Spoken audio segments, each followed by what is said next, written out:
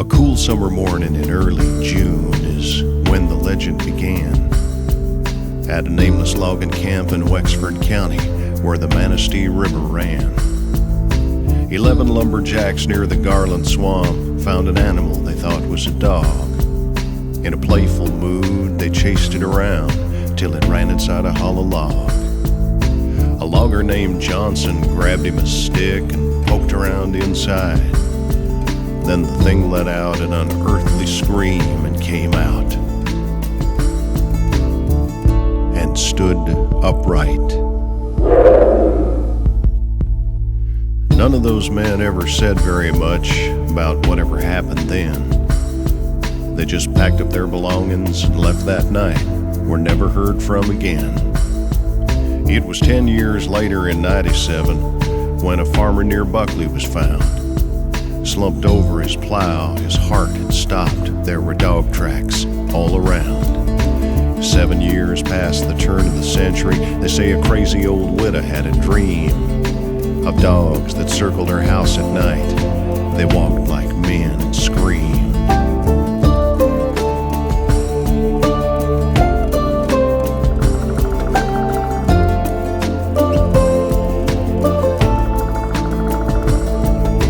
In 1917, a sheriff who was out a-walking found a driverless wagon and tracks in the dust like wolves had been a-stalking.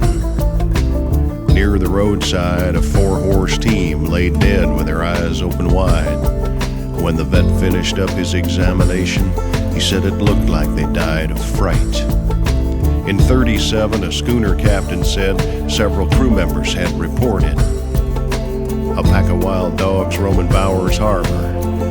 His story was never recorded.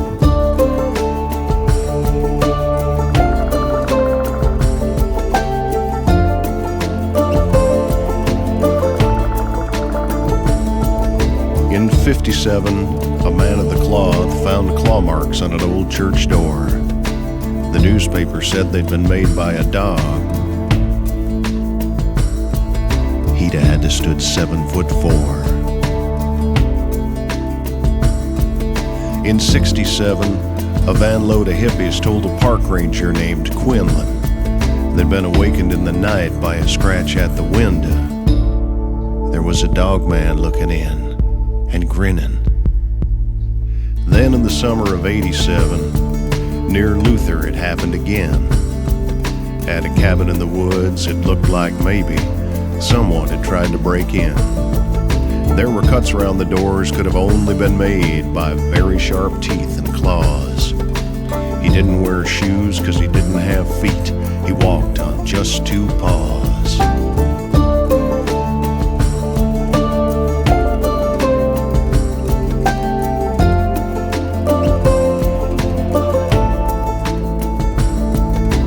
Legends are born of stories told, imagination without restriction. But what does a legend become when the truth outruns the fiction? The decades come, the decades go, people still swear they see. Interlock and Reed City, Mackinac, there was something looking back at me. And somewhere in the Northwoods darkness, a creature walks upright. And the best advice you may ever get is don't go out at night.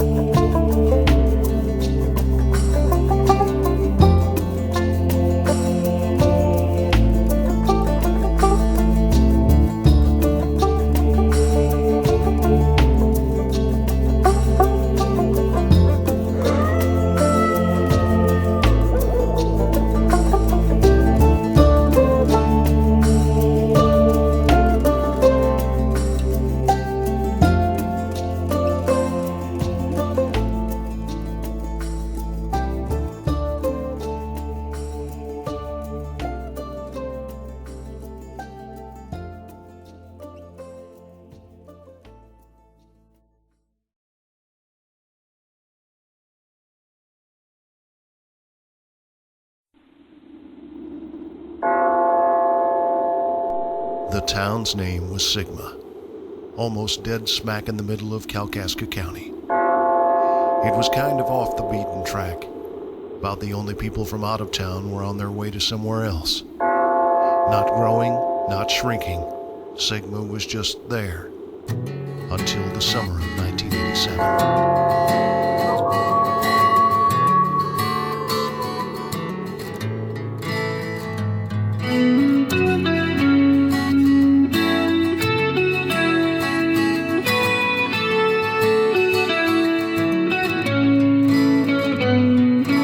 Open up a map of Michigan, and you'll find that it's still there.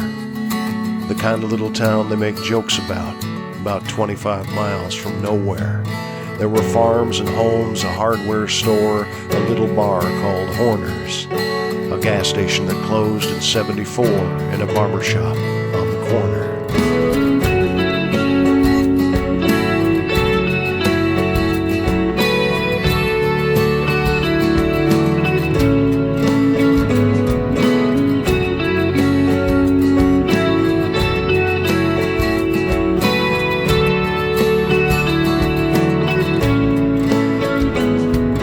The 87th summer of this century started much like all the rest. Not much happening, kinda quiet, was the way they liked it best. Then on the nights the first week of June, people started hearing sounds. Something walking around outside the windows and scratching up and down.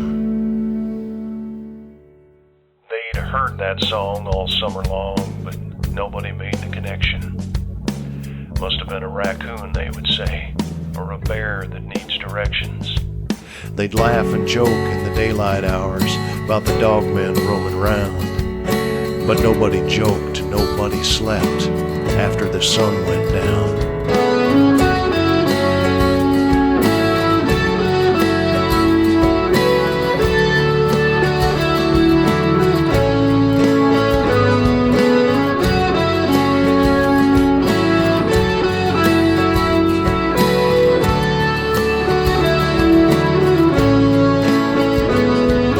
Then pets and livestock came up missing. Barns were getting torn to shreds. Somebody broke the door on the hardware store and the telephones went dead. The grunts and screams that filled the night became more than most could take. Some packed bags and some loaded guns, and everybody stayed awake. What happened in those last few days, nobody really knows. But now Sigma stands a ghost town, 330 vanished souls. And somewhere in the Northwoods darkness, a creature walks upright, and the best advice you may ever get is don't go out at night.